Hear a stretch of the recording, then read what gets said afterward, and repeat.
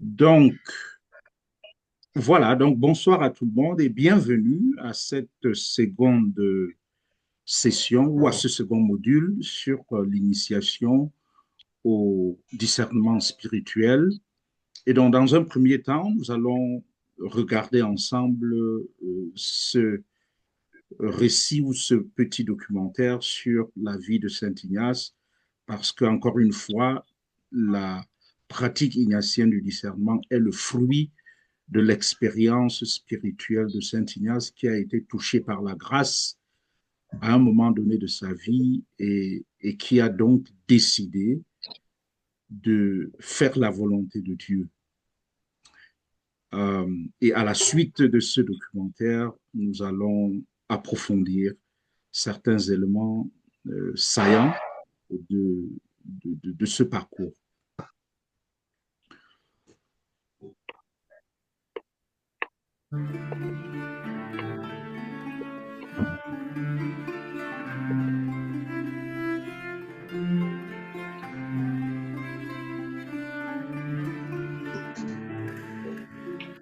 J'ai réellement rencontré Dieu, Dieu vivant, Dieu vrai. Inutile de confronter cette assurance avec tout ce qu'un cours de théologie peut dire sur la nature de telles expériences. Je dis seulement ceci: j'ai fait l'expérience de Dieu innommable et insondable, de Dieu silencieux et pourtant proche, de Dieu qui se donne dans la Trinité, au-delà de toute image et de toute représentation. Dieu lui-même. J'ai expérimenté Dieu lui-même. Cette expérience est grâce, il est vrai, mais de ce fait, elle n'est interdite à personne. Et c'est justement de cela que je suis convaincu. Et j'étais convaincu que je devais transmettre, autant que possible, cette expérience aux autres.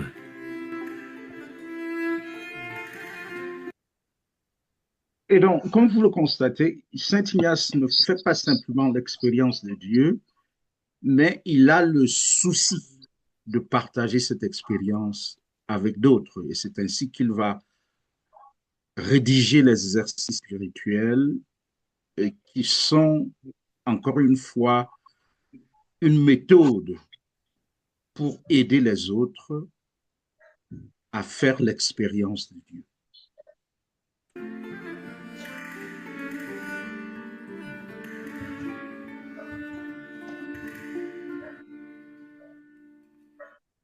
Qui est cet homme qui prononce ces paroles de feu?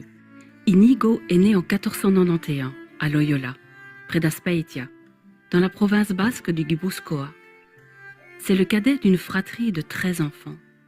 La maison familiale, la Casa Torre, semble bâtie pour résister à tous les vents. Fortifiée, elle plonge ses racines dans le Moyen-Âge. Et la vie que l'on y mène appartient encore au passé.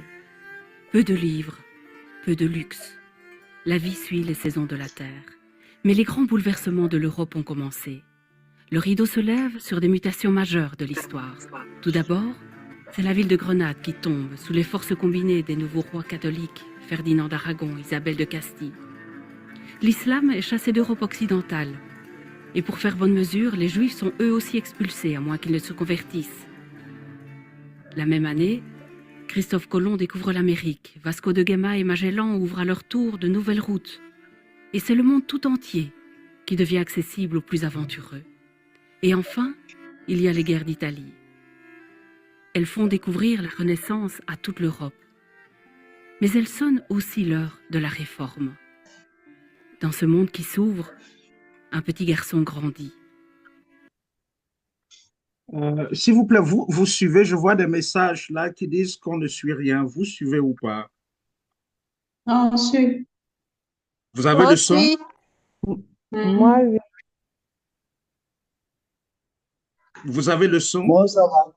Oui, oui, on Ça a va, vu. tout le monde. Padre.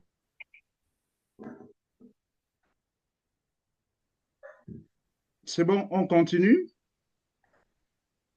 Oui. D'accord.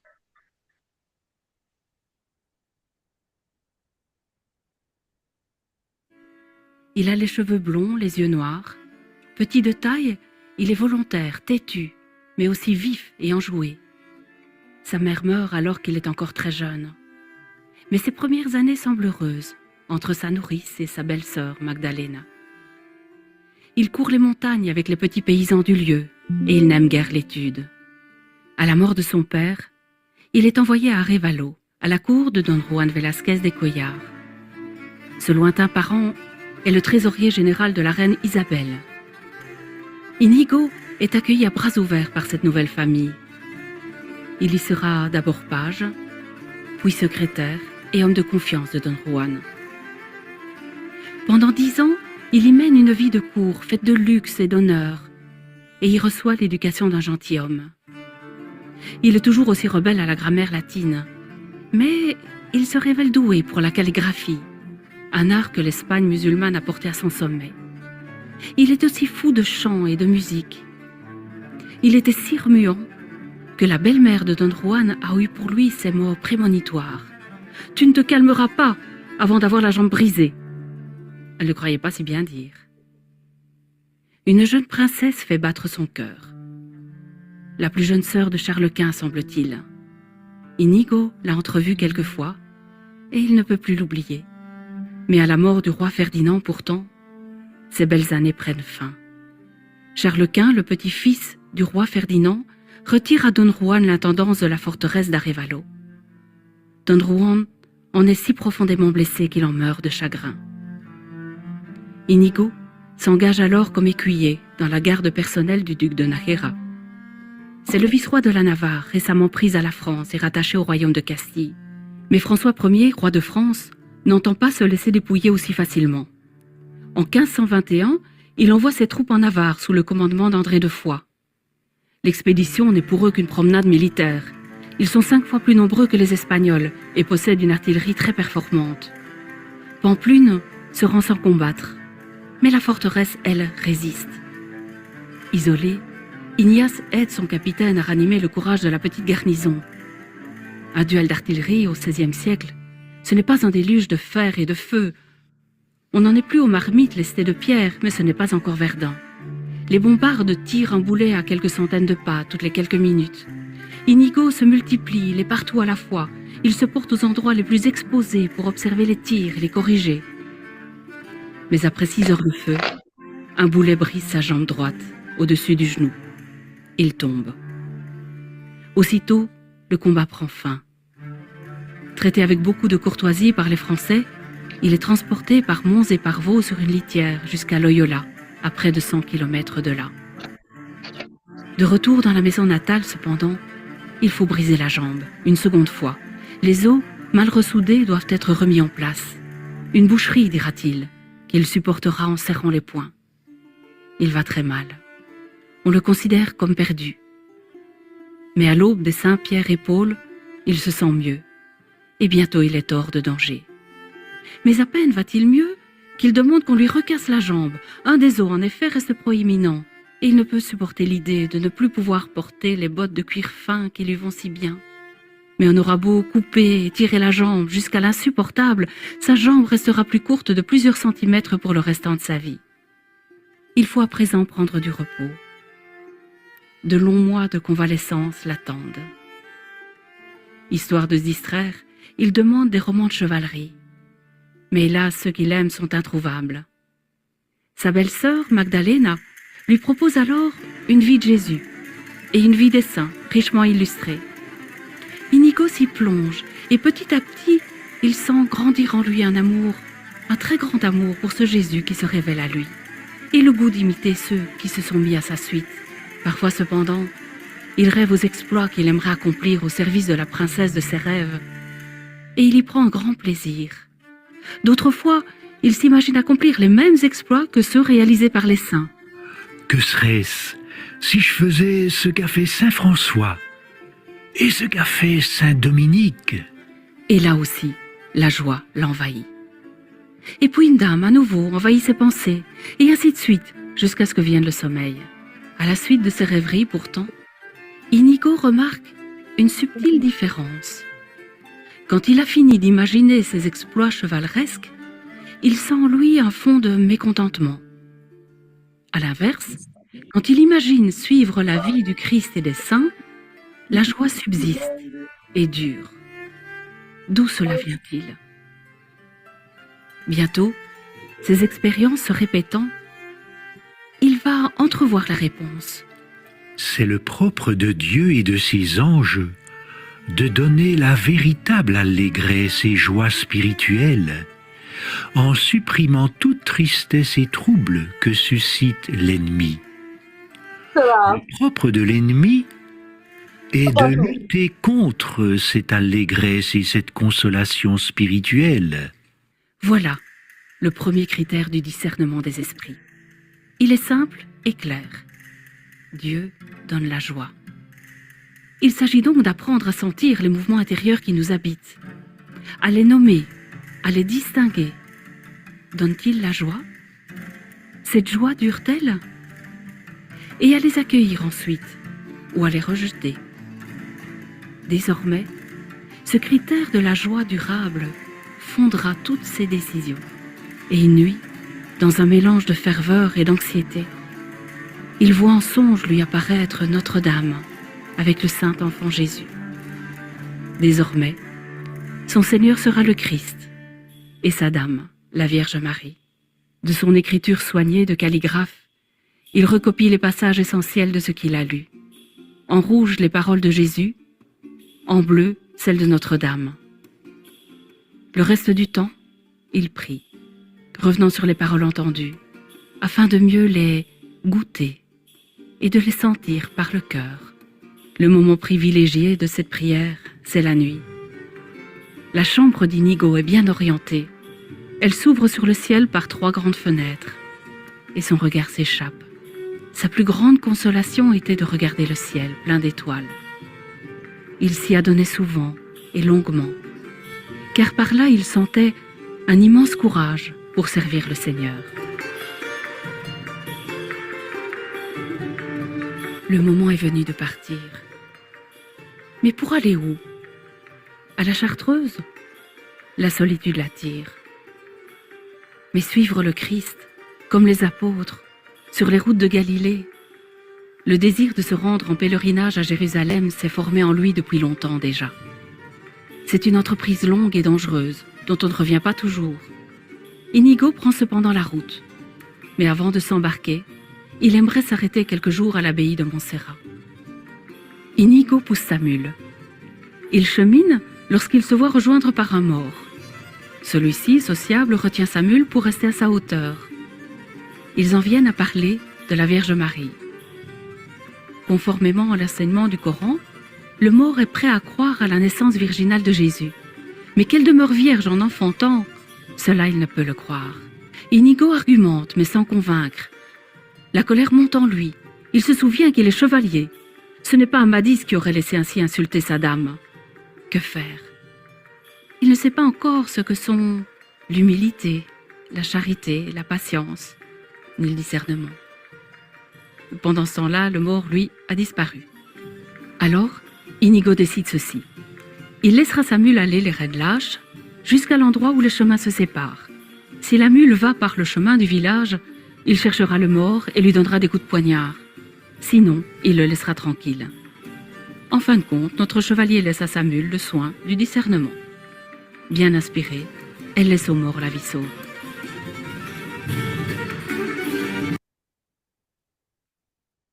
Alors, donc, la suite, je préfère qu'on la regarde demain parce que je crois que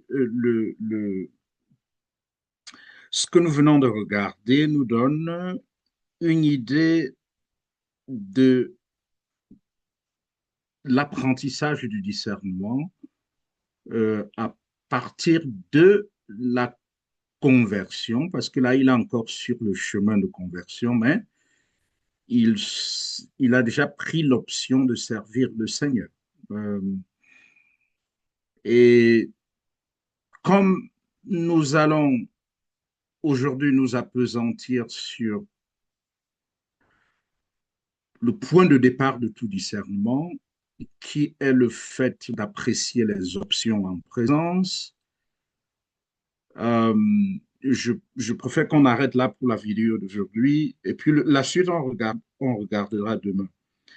Mais c'est important de voir que le point de départ,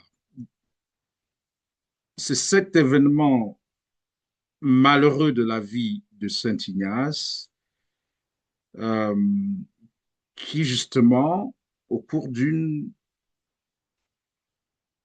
bataille,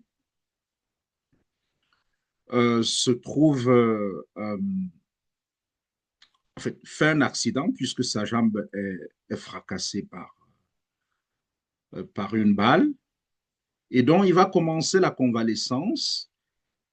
Et c'est au cours de la convalescence que Dieu va le visiter. Et je reviens là-dessus parce que, eh bien, ça nous donne une idée de comment on peut gérer des événements a priori malheureux dans sa vie. Est-ce qu'on les réinterprète ou est-ce qu'on les relie nécessairement comme étant négatifs ou bien ça peut être le point de départ d'une grande transformation. Et c'est de toute façon, comme on l'a vu, le cas de Saint Ignace, qui finalement ne sortira pas indemne de cet accident puisque la jambe fracassée est restée plus courte que l'autre jambe toute sa vie. Donc, euh, un événement a priori malheureux, ce qu'on peut appeler une blessure, peut s'avérer être le point ou bien l'élément clé d'une vie si on sait le relire, n'est-ce pas, à la lumière de l'intervention de Dieu dans une vie. Donc maintenant, je vais partager avec vous mes slides, et puis on va approfondir.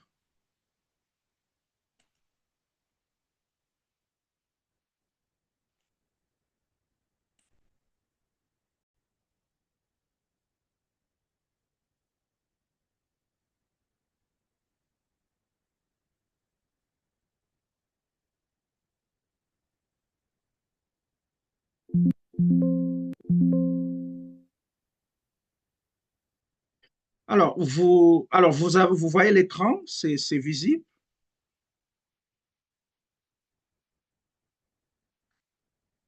Allô? Oui, oui, Oui, mon père, on voit. visible, padre. D'accord. Donc, Oui, c'est de ce que nous allons faire au cours de cette session, c'est essentiellement de définir ce que c'est que le discernement ignatien et son importance dans une vie spirituelle. Et comme nous allons le voir un peu plus en détail, les outils ignatiens du discernement sont de l'ordre des pensées, de l'imagination, des émotions, toutes ces facultés que Dieu nous a données, eh bien, interviennent dans le discernement ignatien. Et donc, dans un premier temps, c'est qu'est-ce que le discernement et pourquoi discerner? Vous voyez, dans le premier module,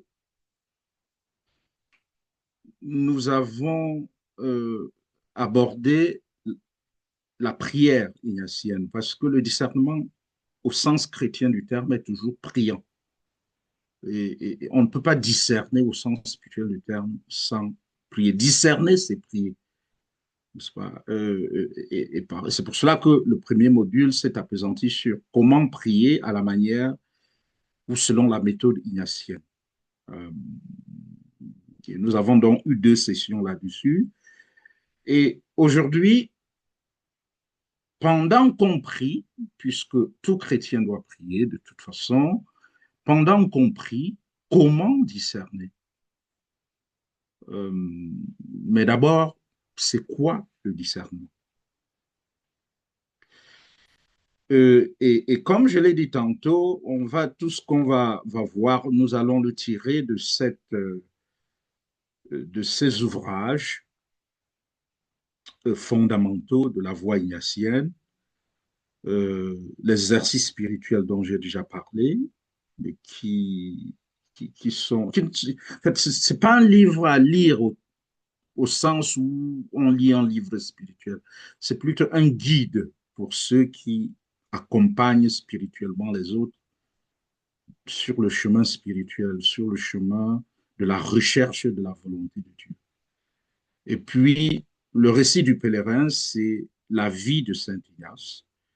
Et je vous ai donné un extrait à lire, un extrait capital.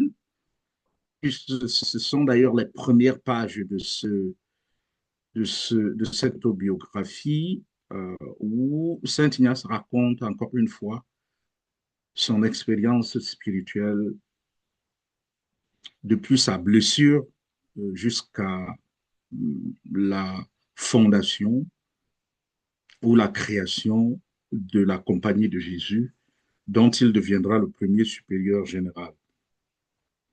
Donc voilà, tout ce que nous allons partager viendra de ces deux bouquins, d'une manière ou d'une autre. Euh,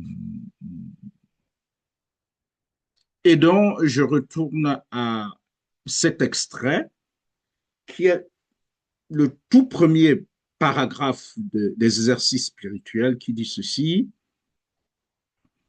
Euh,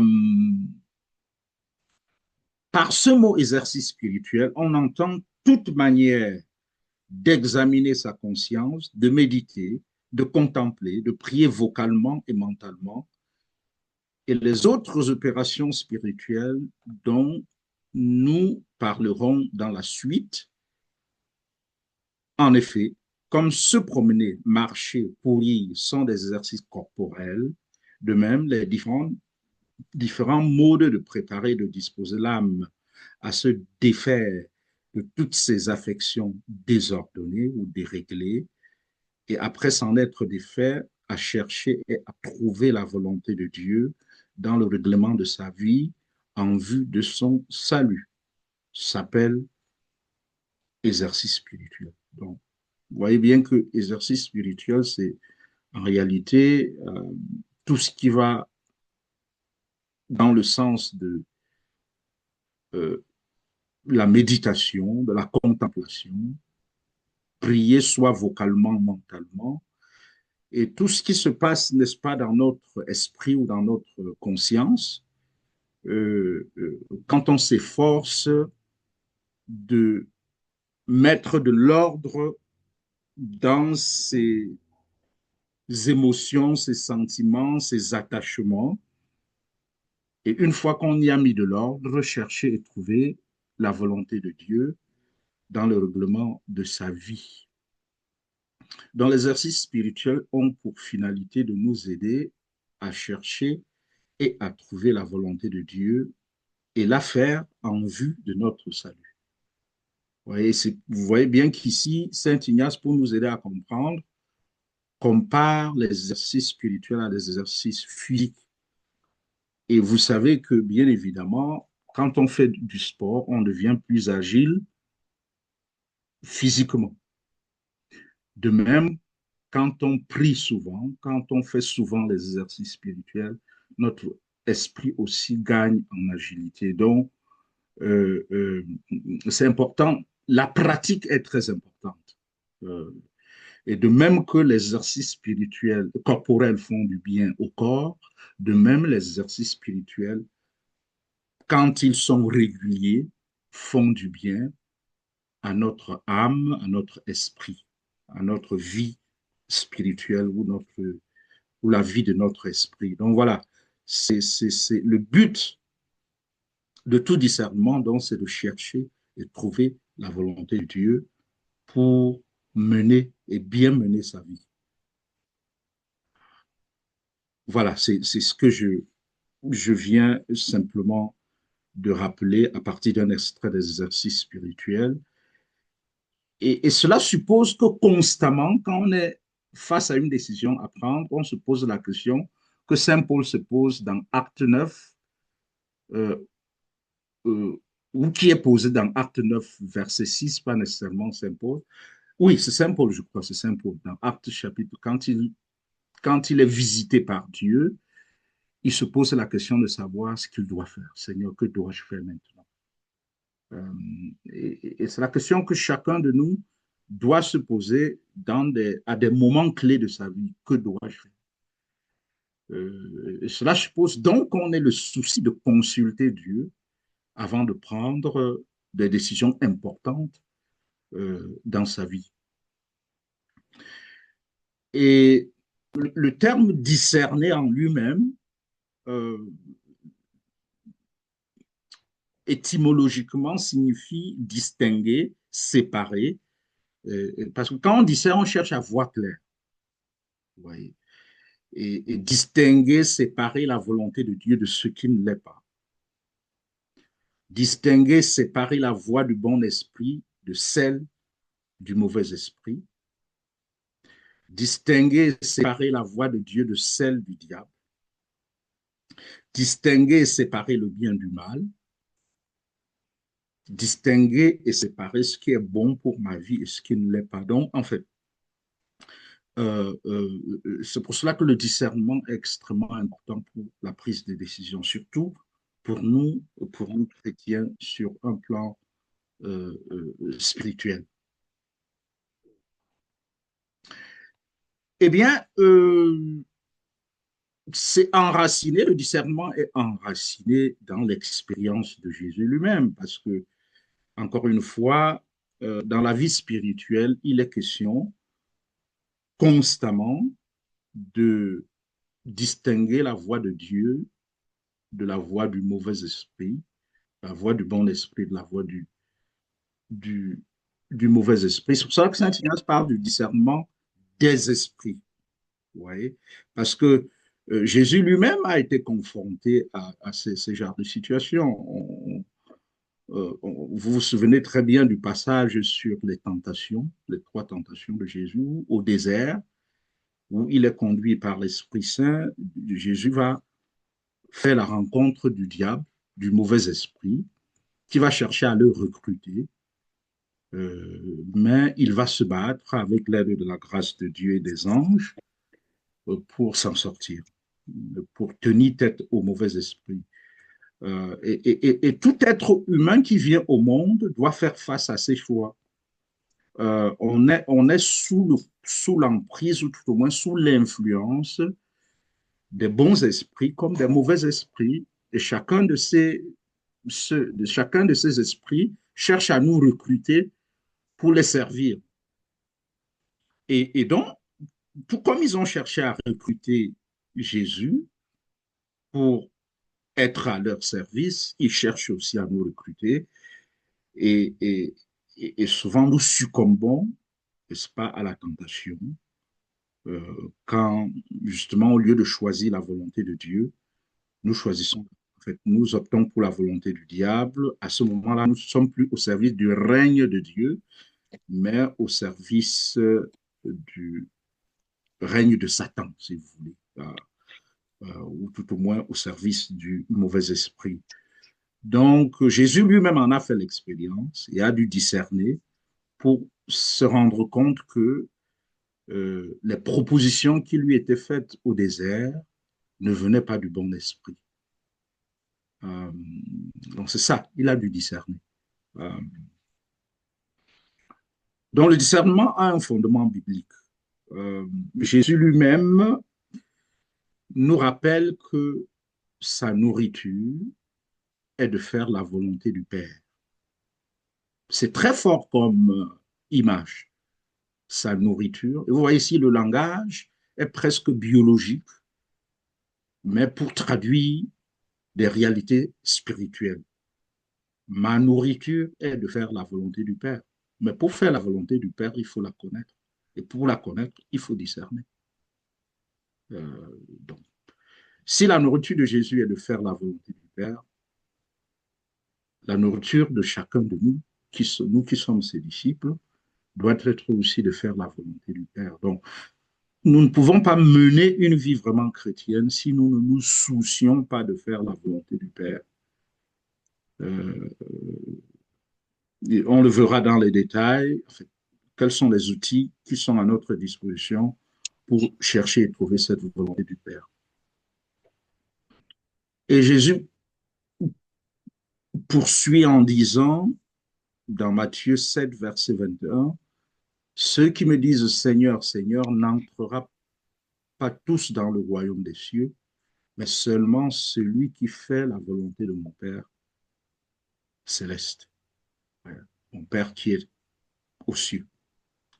Et là encore, il est question de la volonté. On ne peut pas faire cette volonté si on ne la connaît pas. Et ne croyons pas qu'elle est si évidente que ça. Il y a des situations où il faut vraiment se donner de la peine parce que c'est flou. Et puis, plus on grandit dans les choses spirituelles, plus le diable affine ses méthodes pour nous perdre et même nous faire prendre sa volonté comme si la volonté de Dieu, nous faire apparaître sa volonté comme si c'était la volonté. Tout ça pour nous détourner de Dieu. Donc, c'est pour ça qu'on l'appelle le malin.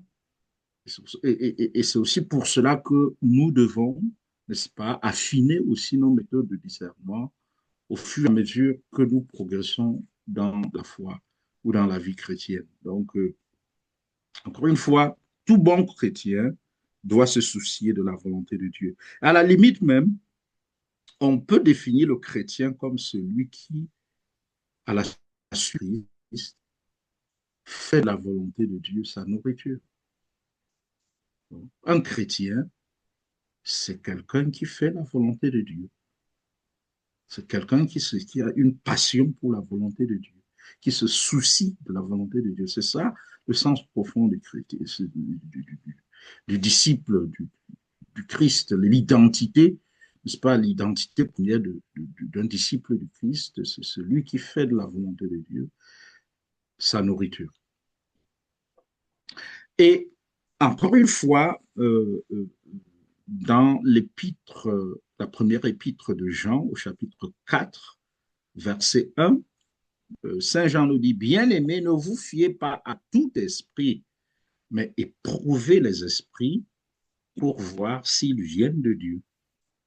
Voilà. C'est pour cela que je dis, ça demande de l'exercice, ça demande de la pratique. Parfois, ce n'est pas si clair que ça, comme on le verra. Il faut discerner, il faut éprouver les esprits qui nous influencent et pour à la fin, n'est-ce pas, opter pour le bon esprit, d'obéir au bon esprit que d'obéir au mauvais esprit. Donc voilà, ça c'est quelques éléments de fondement biblique. Et maintenant, nous allons aborder la première grande articulation du discernement ignatien. Et avant, on a déjà, en fait, je ne veux pas m'attarder sur la vie de Saint Ignace, puisqu'on a vu ces premiers éléments dans la vidéo. Euh, je vais tout de suite aller au numéro 32 des exercices spirituels, où Saint Ignace met le doigt sur un maillon important de la pratique du discernement, les pensées. Les pensées. Pour bien discerner, il faut, si vous voulez, éprouver ses pensées. Et Saint Ignace dit, je présuppose qu'il y a en moi trois sortes, je crois que ça doit être ça. Il y a en moi trois sortes de pensées. L'une qui m'est propre, donc, qui naît de ma seule liberté et de mon seul vouloir, et deux autres qui viennent du dehors. L'une qui vient du bon esprit et l'autre du mauvais. Donc, Saint Ignace ici identifie trois sources de nos pensées. Mes pensées peuvent venir de moi-même. C'est moi-même qui les fabrique dans ma tête. Mais mes pensées aussi peuvent venir de deux autres sources, le bon esprit ou le mauvais esprit. Et le discernement consiste justement à se dire, bon, cette idée que j'ai là, ça me vient d'où? Est-ce que ça vient de moi-même? Est-ce que ça vient de Dieu, donc du bon esprit? Est-ce que ça vient du mauvais esprit? Voilà la clé. Et vous trouvez ce texte au numéro 32. Donc, retenez déjà que un des maillons importants du discernement ignatien, ce sont les pensées. D'où me viennent mes pensées? Ensuite, c'est toujours un extrait, là, c'est toujours deux extraits d'exercices spirituels où Saint Ignace dit, en effet, il arrive dans la première semaine, ne vous inquiétez pas. Bon, en fait, c'est simplement pour dire, la première semaine, les exercices spirituels sont organisés en 4 semaines. Et donc, les conseils que nous sommes en train de lire, c'est des conseils que Saint Ignace donne à celui qui accompagne le retraitant. Donc, ne vous préoccupez pas ce vocabulaire de première semaine, deuxième semaine. Ce n'est pas le plus important à ce stade. Donc, il dit, en effet, il arrive dans la première semaine que certains sont plus lents à trouver ce qu'ils cherchent, c'est-à-dire la contrition, parce que la grâce qu'on demande au cours de la première semaine des exercices spirituels, c'est la contrition pour ses péchés. Parce que la première semaine est orientée vers la purification du retraitant, à travers une relecture de sa vie et puis à travers la méditation des Écritures. Donc, en effet, il arrive dans la première semaine que certains sont plus lents à trouver ce qu'ils cherchent, c'est-à-dire la contrition, la douleur et les larmes pour leurs péchés, alors que d'autres sont plus rapides et davantage agités par différents esprits. Donc voilà, cette idée que nous sommes sous l'influence de plusieurs types d'esprits et que le discernement consiste à les distinguer, à les séparer, eh bien, c'est bien, n'est-ce pas, euh, perçu, ou tout au moins indiqué dans cet extrait, qui est la quatrième annotation des exercices spirituels. Donc, être agité par les différents esprits, eh bien, ça fait partie de l'expérience spirituelle. Ce 17e annotation parle aussi des divers esprits. Il dit, pour celui qui donne les exercices, donc pour l'accompagnateur, il est profitable, sans vouloir demander ni connaître les pensées propres ou les péchés de celui qui les reçoit, d'être fidèlement informé des diverses agitations, et pensées, encore une fois, il est question ici de pensées, que lui amènent les divers esprits. Vous voyez. Encore une fois, cette idée que pendant une retraite ou bien tout simplement dans le cours de notre vie et au quotidien, il y a des esprits qui nous influencent et que le discernement consiste à y voir clair. Alors, le schéma complet du discernement ignatien comprend 4 grands temps.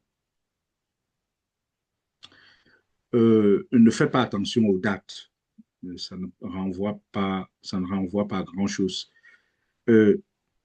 Vous avez distingué, vous avez délibéré, vous avez décidé, vous avez confirmé. Voilà. Ce que j'ai, si vous voulez, consigné en termes de 3 DC, parce que les 3 premiers D, distinguer, délibérer et décider, justement, nous aident à arriver à déboucher sur une décision, à prendre une décision, mais c'est pas la fin du discernement ignatien. Il faut ensuite éprouver cette décision dans un quatrième temps qu'on appelle la confirmation. Et donc, aujourd'hui, nous allons nous focaliser seulement sur l'élément distingué. Distingué. Et puis, demain, nous allons nous focaliser sur délibéré. Délibéré, et puis les autres vont suivre, de toute façon. Donc, distinguer, qu'est-ce que cela signifie? Vous voyez, dans tout processus de discernement, un discernement à faire est toujours à faire entre plusieurs choses. C'est pour cela qu'il faut au départ distinguer les choses sur lesquelles on veut discerner. On ne discerne pas quand on sait ce qu'on veut faire. On discerne parce qu'on n'est pas au clair sur ce qu'il faut faire, sur quelle direction il faut prendre, il faut aller, ou dans quelle direction il faut aller. Et donc, la première étape, c'est toujours de clarifier les options en présence. Ouais, j'hésite entre quoi et quoi précisément. Vous voyez? Et puis, comme on le verra plus tard, les autres étapes, s'informer sérieusement, ensuite prendre la décision, ensuite mettre en œuvre cette décision, et puis voir si quels sont les fruits. Est-ce que les fruits sont bons ou pas? Vous savez qu'il y a un verset de la Bible qui est très important pour le discernement, c'est à leurs fruits que vous les reconnaîtrez, dit Jésus. C'est à leurs fruits que vous les... Si les fruits sont bons, ça veut dire qu'on est sur la bonne voie. Si les fruits ne sont pas bons, ça veut dire qu'il faut les discerner. Et puis, en fonction donc des fruits, on peut recommencer l'expérience et refaire le trajet. Donc ça aussi, ça nous aide à comprendre comment s'articule toute démarche de discernement. Et ça n'est pas fait. Ce processus peut s'appliquer même à des discernements qui n'ont pas nécessairement une valence spirituelle, c'est-à-dire ça peut être dans le management, ça peut être dans... Eh bien, de toute façon, un chrétien, même quand il est manager, doit apprendre à impliquer Dieu dans ses processus de décision. Donc voilà. Et c'est dans cette première étape que nous allons nous attarder, en nous appuyant, comme on vient de le voir dans cette vidéo, sur l'expérience de Saint Ignace.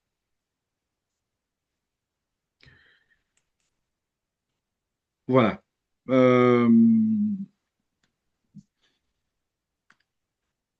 Alors, en général, quand on dit explorer les options en présence, ça veut dire que nous avons à choisir.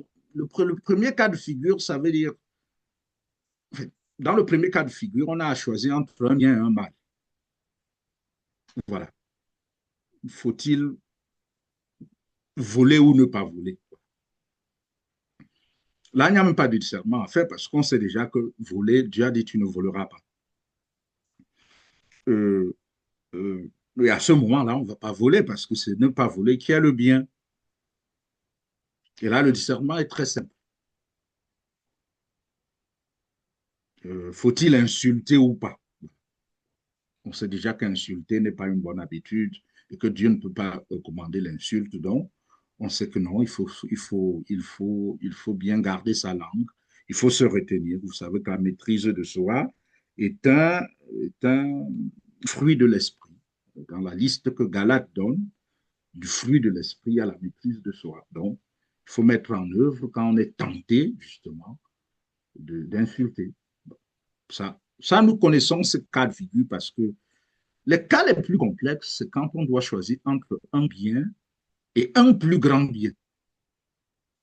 Et Dieu va nous orienter toujours à faire le davantage. Ceux qui ont une culture ignatienne savent que le mot davantage a un sens particulier parce que Dieu nous pousse toujours à faire davantage pour sa plus grande gloire. Et par conséquent, souvent, on a à faire nos choix, c'est pour cela que c'est complexe, nos choix se font entre un bien et un plus grand bien. D'où l'importance du discernement. Donc, ce sont ces distinctions qui sont importantes dans un premier temps. Et donc, distinguer, c'est se poser la question de savoir, je choisis entre quoi et quoi. Est-ce que je suis conscient des différentes options qui se présentent à moi?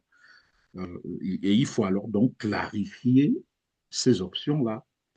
Euh, Aujourd'hui, par exemple, vous avez qui ont à choisir entre ce que, si vous êtes un parent, c'est vous qui décidez de comment vous allez éduquer vos enfants. Est-ce que vous l'envoyez dans une école, dans quel type d'école je l'envoie?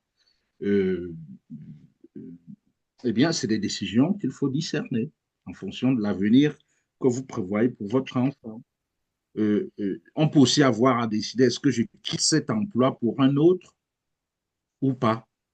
Euh, il y a des moments clés de sa vie, on peut avoir à prendre ces décisions. Est-ce que je vais m'installer à l'étranger ou pas?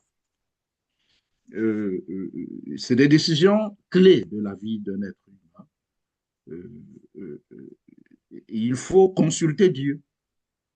Il faut consulter Dieu et ne pas simplement prendre une décision qui est basée plutôt sur des si vous voulez, des motivations pas tout à fait euh, pures, si vous voulez, sur des motivations qui ne sont pas tout à fait pures. Euh, alors, dans l'exercice spirituel, Saint Ignace dit ceci.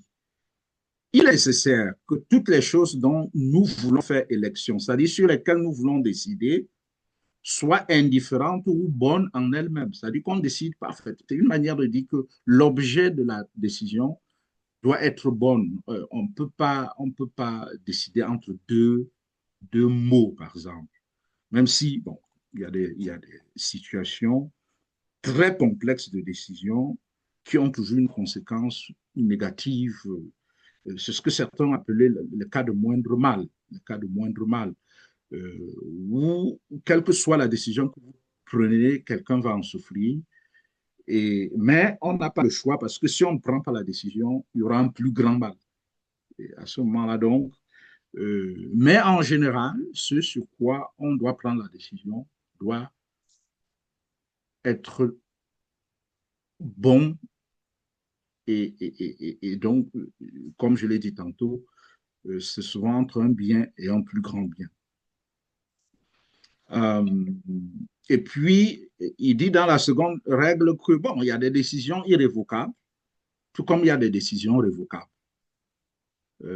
C'est ce qu'il appelle, il y a des choses qui rendent l'élection invariable. C'est-à-dire, une fois qu'on a, par exemple, si vous avez pris la décision de vous marier à l'église, même si ça se passe mal, vous ne pouvez pas reprendre la décision, puisque dans l'église catholique, le mariage est indissoluble. On peut, à la limite, si on ne peut plus vivre ensemble, se séparer, mais on ne peut pas reprendre le discernement sur est-ce qu'il faut se marier ou ne pas se marier, parce que c'est irrévocable. C'était le cas avant pour le sacerdoce aussi, mais aujourd'hui, il y a la possibilité, certains, si on, à un moment donné de sa vie de prêtre, on ne veut plus être prêtre, on peut tout à fait écrire à Rome et demander au pape d'être laïcisé, comme on dit. Donc, c'est devenu variable. Mais sinon, en principe, il y a des décisions. Enfin, c'est important de noter qu'il y a des décisions révocables et des décisions irrévocables sur lesquelles on ne peut pas revenir. Donc, la matière en elle-même de la décision doit être bonne, dit Saint Ignace. Et ici, je voudrais m'attarder un peu sur les grandes décisions que Saint Ignace a eu à prendre tout au long de sa, justement à partir du moment où il a été blessé et qu'il était couché là-dessus, qu'il était couché sur ce lit. Je voudrais peut-être qu'on revoie rapidement cette petite section qui se rapporte à sa blessure, n'est-ce pas, à ce qui a suivi sa blessure, avant de revenir sur les grandes décisions qui vont suivre dans sa vie. Je vais repartager la vidéo et puis on va revoir cette section. Pardon.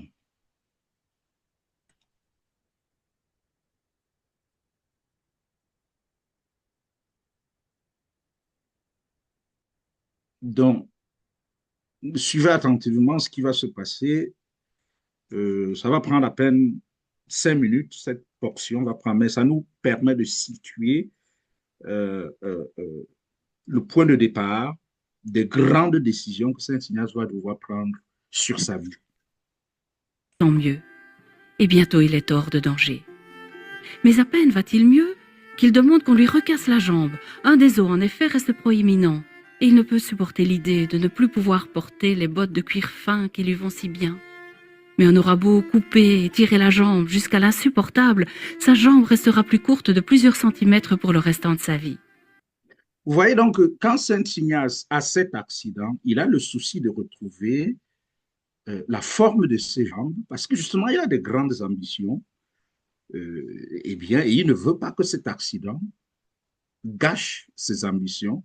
Et c'est pour ça qu'il va se soumettre à une sorte, à une charcuterie impossible. Et à l'époque, comme vous le savez, il n'y avait pratiquement pas d'anesthésie, mais parce qu'il a ce rêve d'être l'un des plus grands chevaliers de son époque et de conquérir cette dame de ses rêves, eh bien, il va se soumettre à des douleurs atroces, des douleurs énormes, dans l'espoir de recouvrer la forme parfaite de ses jambes et de poursuivre son rêve. Il faut à présent prendre du repos. De longs mois de convalescence l'attendent. Histoire de se distraire, il demande des romans de chevalerie. Mais là, ceux qu'il aime sont introuvables. Sa belle-sœur, Magdalena, lui propose alors une vie de Jésus et une vie des saints, richement illustrée. Inigo s'y plonge et petit à petit, il sent grandir en lui un amour, un très grand amour. Alors, vous voyez donc que Dieu a sa manière de nous visiter. Voilà un homme qui a ses rêves, qui risque d'être brisé par cet accident, qui se soumet donc à cette charcuterie, et il doit passer des mois, malgré lui, des mois sur son lit de convalescence, et il s'ennuie. Il s'ennuie, il ne sait pas quoi faire de son temps. Il demande donc à lire, il demande donc, dans la logique de ses rêves, à lire des livres de chevalerie. Mais dans la petite bibliothèque familiale, il n'y en a pas. Et tout ce qu'on trouve à lui donner, c'est la vie des saints. Et donc, pour s'occuper, il va le lire. Et notez ici le parallèle entre les saints et les chevaliers. Parce que, en fait, les chevaliers sont à la limite le parallèle mondain des saints, parce que les saints, c'est les chevaliers de Dieu. Et Dieu va passer donc par cette substitution pour travailler l'esprit et l'âme de Saint Ignace, au point qu'il va vivre une transformation extraordinaire et changer entièrement le cours de sa vie. Suivez. Pour ce Jésus qui se révèle à lui, et le goût d'imiter ceux qui se sont mis à sa suite. Parfois cependant, il rêve aux exploits qu'il aimerait accomplir au service de la princesse de ses rêves, et il y prend un grand plaisir. D'autres fois, il s'imagine accomplir les mêmes exploits que ceux réalisés par les saints. Que serait-ce si je faisais ce qu'a fait Saint François et ce qu'a fait Saint Dominique? Et là aussi, la joie l'envahit. Et puis une dame, à nouveau, envahit ses pensées, et ainsi de suite, jusqu'à ce que vienne le sommeil. À la suite de ses rêveries, pourtant, Inigo remarque une subtile différence. Quand il a fini d'imaginer ses exploits chevaleresques, il sent en lui un fond de mécontentement. À l'inverse, quand il imagine suivre la vie du Christ et des saints, la joie subsiste et dure. Et donc, comme vous pouvez le voir là, il est face à un dilemme. Il ne sait pas de quel côté aller. Est-ce qu'il faut imiter les saints qui l'ont touché dans leur manière de servir Dieu, ou poursuivre son rêve de devenir l'un des meilleurs chevaliers de son temps et de conquérir cette dame. Voilà, c'est ça qu'on appelle distinguer. Je balance entre quoi et quoi. J'hésite entre quoi et quoi. Si on n'est pas au clair sur cette première étape, on ne peut pas faire un discernement. Et ici, bon, il est question de deux options, mais on peut être face à trois ou quatre options. Ce n'est pas limité. Mais c'est important de voir que, justement, ça alterne. En Saint-Ignace, ça alterne. Et ça lui laisse c'est des pensées, c'est de l'imagination, c'est des émotions, eh bien, tous ces éléments-là vont entrer dans la pratique ignatienne du discernement. Et donc, encore une fois, c'est important de noter que il l'a d'abord vécu avant de le partager. Parce qu'il s'est dit, si ça m'a aidé, ça peut aussi aider les autres. D'où cela vient-il? Bientôt, ces expériences se répétant, il va entrevoir la réponse. C'est le propre de Dieu et de ses anges de donner la véritable allégresse et joie spirituelle, en supprimant toute tristesse et trouble que suscite l'ennemi. On verra ça un peu plus en détail demain sur les règles du discernement. Donc, je voulais simplement que nous puissions très bien percevoir comment Saint Ignace a vécu ce dilemme, ce déchirement entre ses anciens rêves et ses nouveaux rêves, et ensuite est passé à la décision de suivre ses nouveaux rêves parce qu'il y percevait la volonté de Dieu. Donc, je reviens à mes slides. Eh bien, comme vous pouvez le constater, j'ai listé ici les grandes décisions que Saint Ignace a eu à prendre dans sa vie. Et à chaque fois, c'était à des moments clés de son existence. La première grande décision qu'on vient de voir, c'est se convertir. C'est-à-dire imiter les saints plutôt que de poursuivre l'honneur, le prestige et les fantasmes mondains. Ça, c'est la décision fondamentale qu'il a dû prendre et qui a entraîné beaucoup d'autres décisions. Voilà. Et la seconde, après ça, après avoir décidé de se convertir, de changer de vie, la seconde a été de savoir est-ce que j'entre dans un ordre religieux existant, c'était à l'époque la Chartreuse, ou bien je vais en pèlerinage à Jérusalem pour y demeurer en mission. Ensuite, arrivé à Jérusalem, est-ce que je reste à Jérusalem ou bien je quitte Jérusalem? On va l'obliger à quitter Jérusalem, comme on le veut. Ensuite, est-ce que je décide de faire des études, de retourner à l'école, malgré mon âge, puisqu'il était déjà bien âgé, ou bien je fais autre chose? Après les études, est-ce qu'on crée un nouvel ordre religieux ou pas? Et quand l'ordre religieux est créé, qui va être le supérieur général? Et ses compagnons vont décider de lui confier cette première charge de supérieur, en fait, cette première charge de supérieur général. Donc, et je crois que ça nous aide à comprendre que notre vie est faite de séries de grandes décisions. Et la question que chacun peut se poser, est-ce que je les ai toujours prises avec Dieu en vue? Est-ce que je les ai toujours prises en ayant consulté Dieu? Parce que comme on le verra, on peut se tromper de discernement. On peut tout à fait prendre toutes les précautions, mais se tromper. Ce n'est pas ça le problème. Le plus important, c'est est-ce que j'ai pris les précautions? Et puis quand on se trompe, ben, on rediscerne et puis on avance.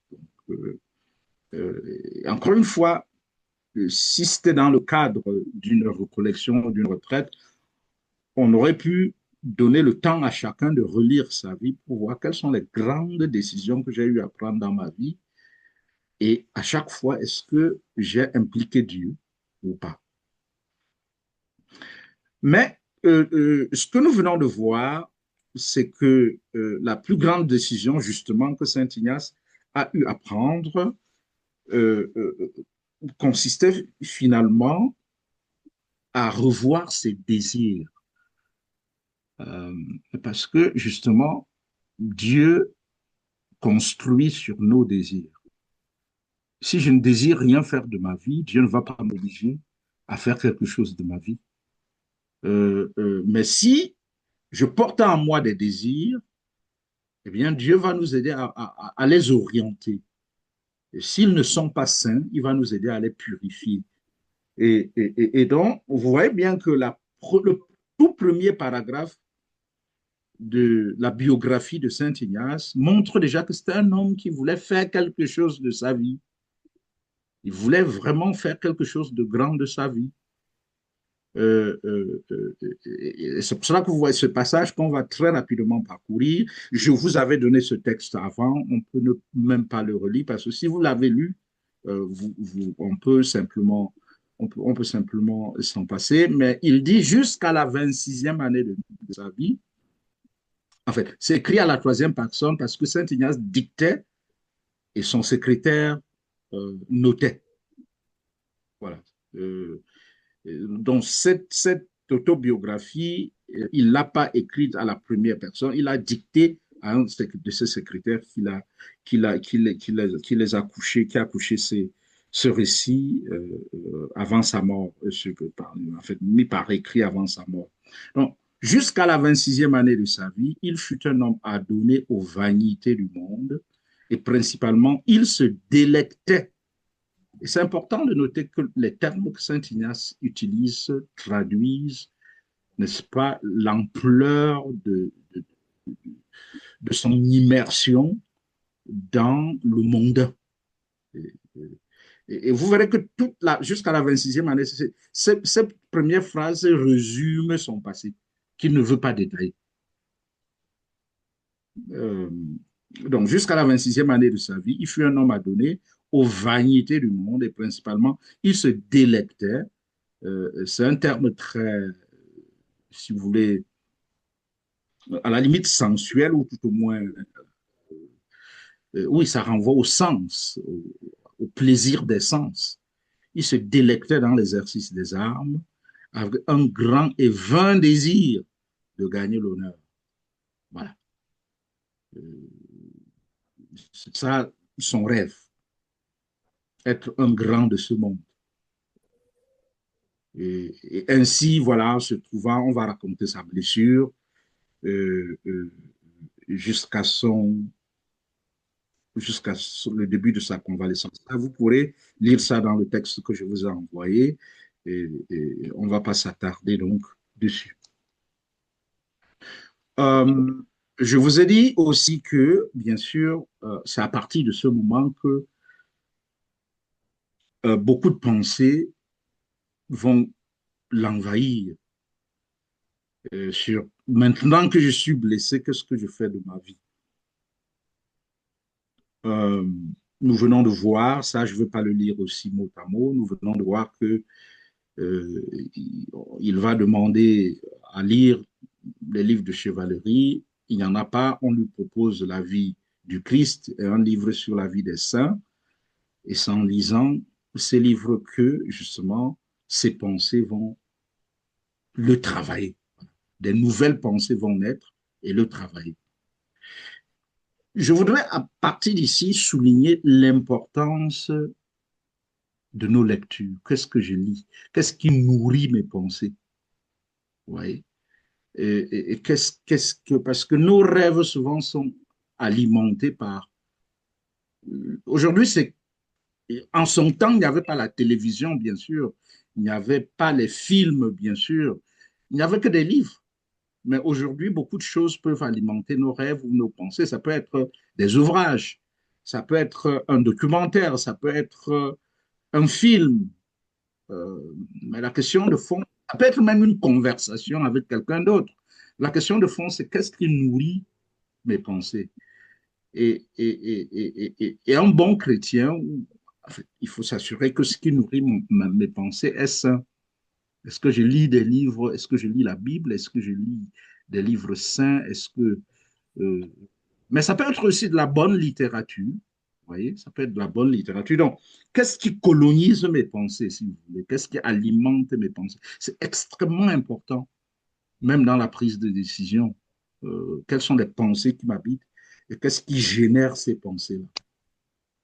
Donc voilà, c'est l'importance des pensées, mais aussi, vous comprenez pourquoi on encourage les chrétiens à faire de la lectio divina, c'est-à-dire la lecture méditée des bons livres qui peuvent nourrir notre âme, même notre intellect, notre imagination, euh, ainsi de suite. Mais si vous ne lisez que des livres mondains, eh bien, ne soyez pas surpris que vos rêves soient mondains ou que vos ambitions soient mondaines. Donc, voilà, il faut savoir alimenter ses pensées pour qu'elles en fait, pour qu'elles soient bien nourries. Euh,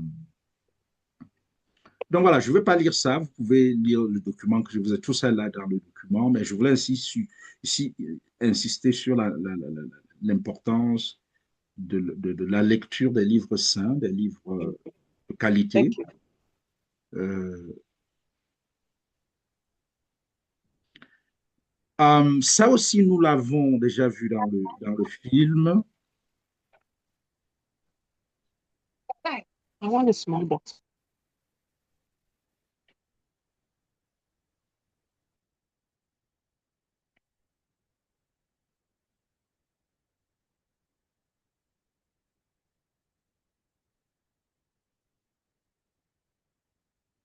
Et donc, on nous dit que parmi les nombreuses vanités qui s'offraient à lui, l'une tenait à tel point son cœur en sa possession qu'il était absorbé parfois à y réfléchir 2 et 3 et 4 heures sans s'en rendre compte.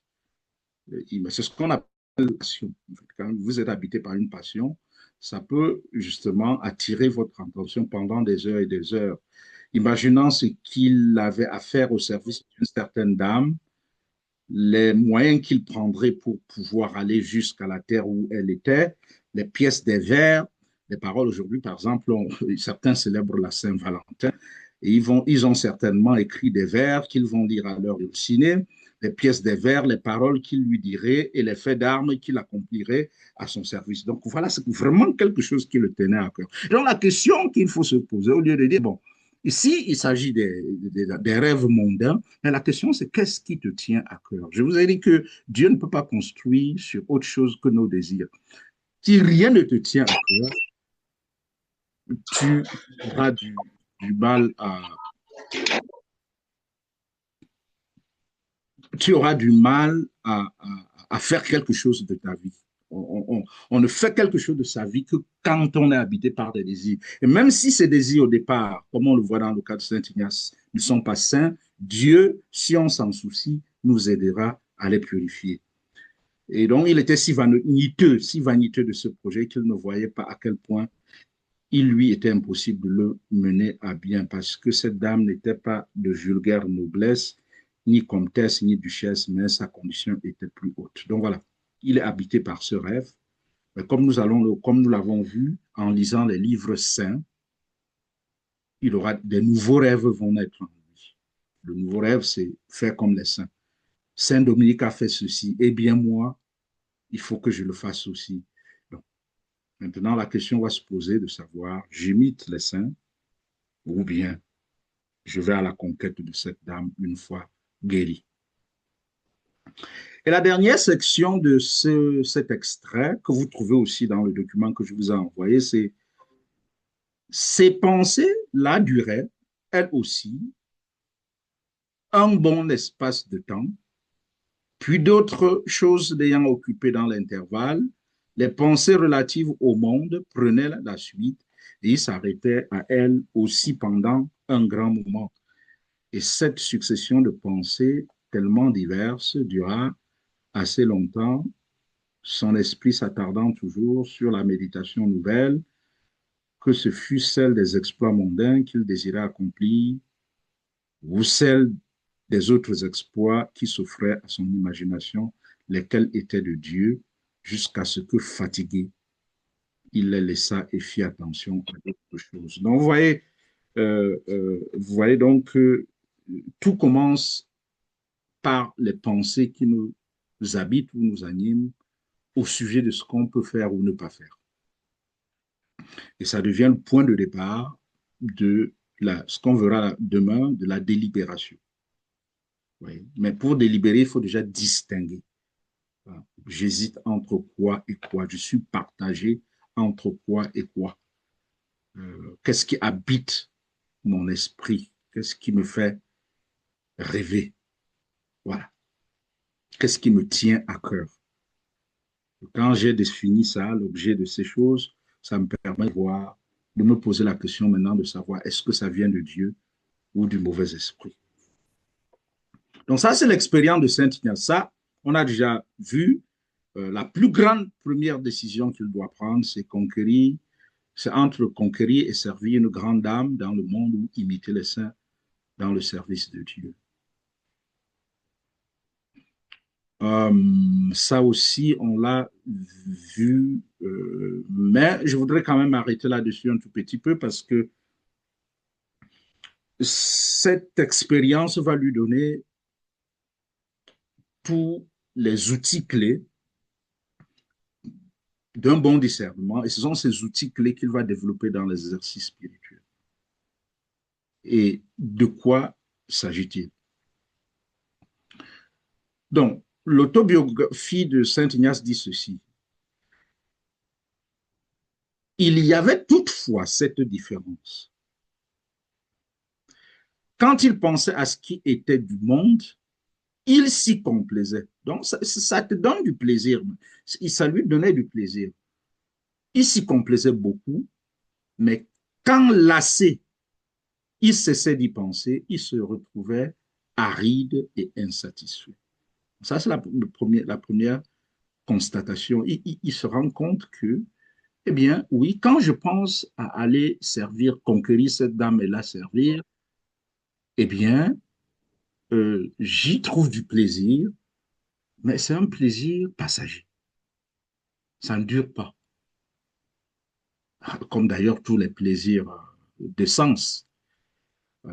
Sur le champ, c'est bon, mais dès que c'est terminé, rien, on passe à autre chose, ça ne dure pas. C'est éphémère. Donc, et ce qu'il faut noter ici, que Saint Ignace va nous aider ici à faire la différence entre les joies de ce monde et les joies véritablement spirituelles. Parce qu'il ne faut pas simplement dire, bon, pour discerner, il faut qu'on sente la joie. Oui, mais quel type de joie?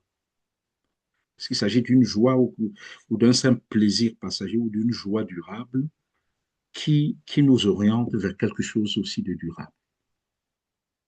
Donc, il se trouvait aride et insatisfait. En revanche, aller à Jérusalem nu-pieds, ne plus manger que des herbes, se livrer à toutes les austérités auxquelles il voyait que les saints s'étaient livrés, non seulement il éprouvait de grands élans intérieurs, pendant qu'il méditait,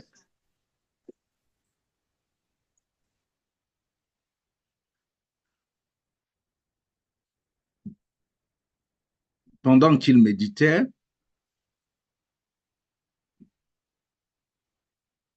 sur des pensées de ce genre, mais même après les avoir quittés, il restait satisfait et allègre. Vous voyez la différence. Cette différence est fondamentale dans le discernement ignatien.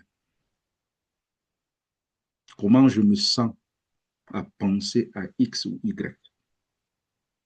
Quel est l'écho émotionnel? On verra ça plus en détail dans le troisième module quand on va parler, bon, déjà à partir de la semaine de demain, et puis du troisième module, on verra le lien qu'il y a à faire ici entre ces sentiments intérieurs et spirituels, ce qu'ils appellent ces émotions spirituelles, et ce qu'on appelle aujourd'hui l'intelligence émotionnelle. Cependant, il ne réfléchissait pas à tout cela, ni ne s'arrêtait à supposer cette différence sauf à partir du moment où ses yeux s'ouvrirent. Voilà. Donc, c'est même la grâce du discernement. Vous voyez, cette expression est très importante. Je devrais même mettre ça en rouge. Ses yeux s'ouvrir un peu. En fait, on discerne, dans le discernement, pourquoi faut-il prier? Parce que c'est une grâce que Dieu donne de voir clair. Hein? Ses yeux s'ouvrir pour qu'il voit clair cette différence. Et c'est un déclic. Ça va être un déclic. Donc, notez bien ses yeux s'ouvrir pour montrer que la lumière divine l'éclaira, qu'il puisse sentir cette différence. Et ses yeux donc s'ouvrent sur quoi? Il se mit alors à s'étonner de cette diversité et à faire réflexion sur elle, s'agissant par expérience qu'après certaines pensées, il restait triste et qu'après d'autres, il restait joyeux. Et peu à peu, il en vint à connaître la diversité des esprits qui s'agitaient en lui. L'un du démon, l'autre de Dieu. Et pour conclure ce paragraphe, ce fut le premier enchaînement de propos qu'il fit dans les choses de Dieu. Et ensuite, quand il fit les exercices, c'est d'ici qu'il commença à prendre lumière en ce qui concerne la diversité des esprits. Donc voilà, ça part de son expérience à lui. Et cette expérience est fondatrice. Et c'est de là que, bien sûr, nous apprenons nous-mêmes à faire la différence entre les esprits qui nous agitent. Et la clé ici, c'est de voir que ce lien fondamental que Saint Ignace fait entre les pensées et les émotions. Ouais. Nous venons de voir qu'au départ, il a un grand désir. Donc, c'est un homme vivant. Parce que les désirs montrent que nous sommes vivants et que nous avons un projet pour notre vie.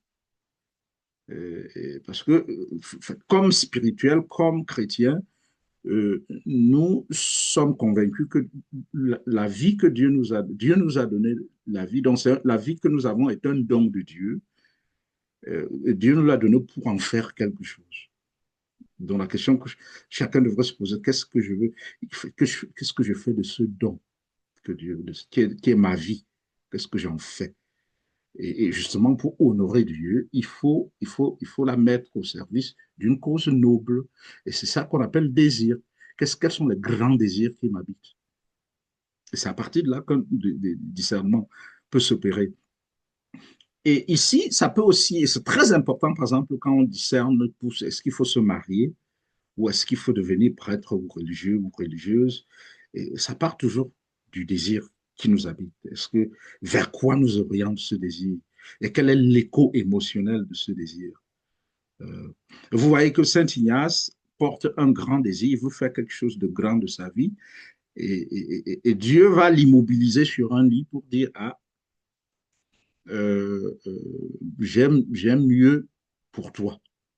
C'est parce que c'est sur ce lit de convalescence que Dieu va faire savoir à Saint Ignace. Et s'il n'avait pas été blessé, probablement sa vie n'aurait pas été aussi féconde.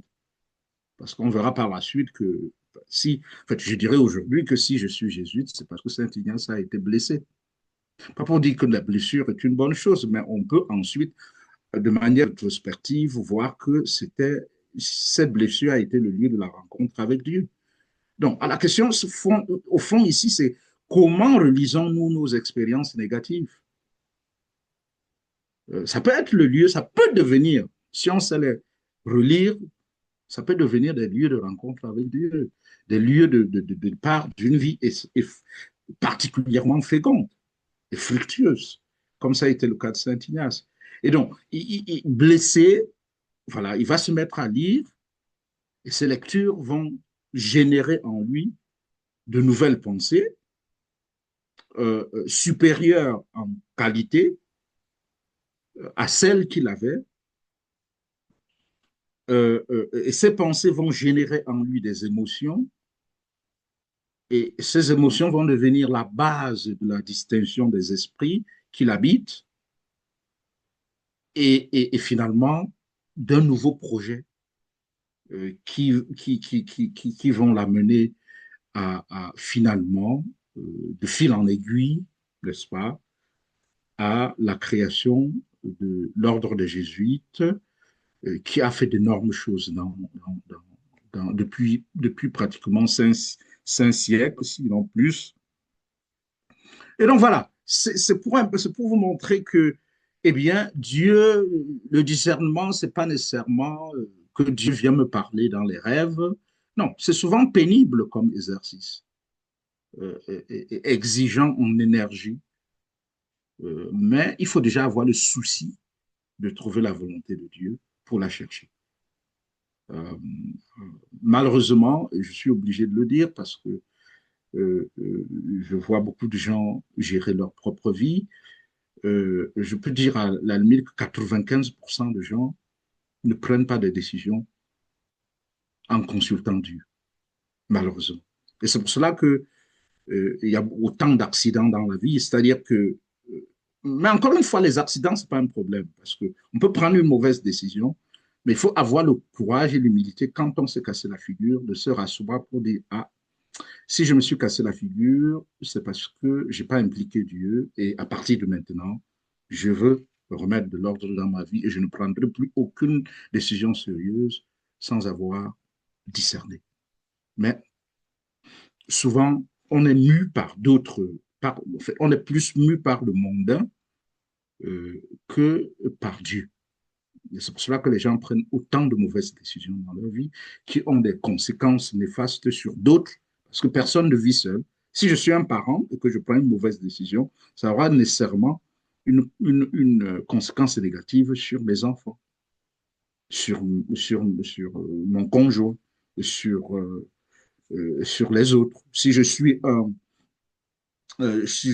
par exemple, un directeur d'une structure ou un responsable, à quelque niveau que je sois, et que j'ai sous mes ordres des personnes, la qualité de mes décisions est importante parce que ça impacte pas seulement ma vie, mais la vie de beaucoup d'autres personnes.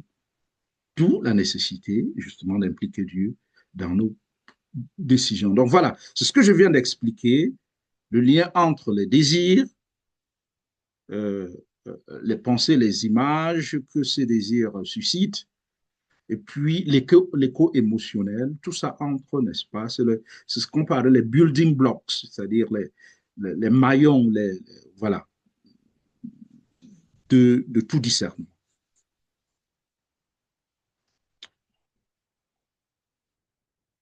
Euh, voilà, on va vers la conclusion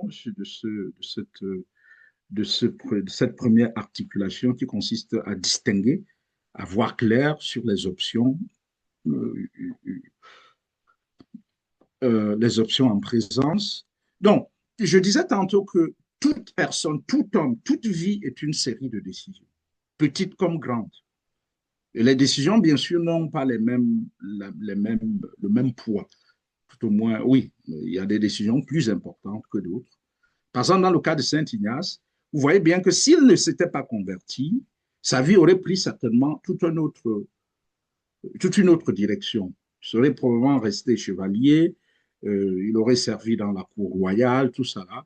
Donc, c'est très important. Il y a des petites décisions quotidiennes qui n'ont pratiquement pas d'incidence majeure, mais qui ont toujours des conséquences. Par exemple, en fait, si je dois décider au quotidien quel habit je vais porter, ouais, euh, ou quel repas je vais manger, ou quel... Ça, c'est des petites décisions au quotidien, mais qui peuvent avoir une incidence sur notre santé. Par exemple, si je décide de manger ce que les Anglais appellent junk food, c'est-à-dire de la mauvaise nourriture qui n'est pas saine, bien, ça va, en fait, avec, avec le temps, ça aura une incidence sur ma santé, bien évidemment. Donc, il y a des petites décisions, mais il y a aussi des décisions à impact moyen. Hein? Comme je l'ai dit, garder un emploi ou le quitter, voyager ou ne pas voyager, euh, rester avec un conjoint ou ne pas le faire, tout ce qui concerne notre vie au quotidien. Mais il y a aussi des grandes décisions, comme on vient de le voir, euh, euh, ce qui peuvent concerner le choix d'un état de vie. Est-ce que je deviens prêtre? Est-ce que je deviens euh, euh, consacré? Est-ce que je deviens euh, marié? Ou tout en fait, qu'est-ce que je fais de ma vie? Ça, c'est des décisions et puis qui peuvent aussi entraîner d'autres décisions. Est-ce que j'aurai un enfant ou pas un enfant? Est-ce que j'en aurai deux ou pas deux? On a toujours des décisions à prendre. Il y a un certain nombre de précautions à prendre aussi pour s'assurer qu'elles vont dans le sens de la vie en abondance, dans le sens de la volonté de Dieu. Une bonne décision est celle qui me donne la vie ou donne à d'autres la vie en abondance, qui leur donne le sentiment de l'épanouissement et de la florescence. Donc, c'est important de prendre un certain nombre de précautions. Toutes les décisions à prendre n'ont pas le même poids. Voilà. OK. Je crois que en fait, je reviens sur ce schéma parce que nous n'avons abordé aujourd'hui que la première articulation distinguée. Demain, on va probablement aborder les deux autres, euh, délibérer et décider. Je ne sais pas si, en fait, peut-être qu'on pourra couvrir les trois, je n'en sais rien, euh, parce que, en fait, quand on a délibéré, maintenant, on décide. C'est quand même lourd comme matière à couvrir en 2 heures seulement. Mais on verra ce qui est possible. Et puis ensuite vient le temps de la confirmation. On verra ces trois dernières articulations demain. Euh, mais on est déjà bien introduit dans la place, en ce qui concerne la place des pensées, des, de l'imagination, des émotions dans tout processus de discernement. Merci. Voilà, donc je crois avoir terminé pour cette première articulation. Et donc, comme les fois passées, on va se donner un bout de temps pour ceux qui auraient des observations ou des questions à poser. Et si vous n'avez pas de questions ou d'observations, vous pouvez tout à fait vous déconnecter. Euh, et puis, on se reverra demain à la même heure pour la suite du parcours. Donc, à ceux qui vont se connecter, je vous souhaite une très bonne soirée. À ceux qui vont rester, eh bien, je vais arrêter le partage, je vais arrêter aussi l'enregistrement, et puis on va échanger.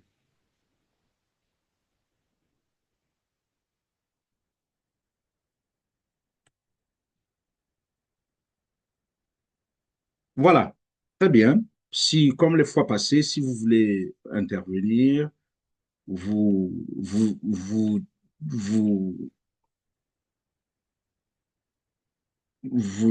comment vous dites ça encore, vous allumez votre audio et puis soit, ça peut être une réflexion, ça peut être un partage d'expérience, ça peut être une question. On a à peu près 25-30 minutes pour ça.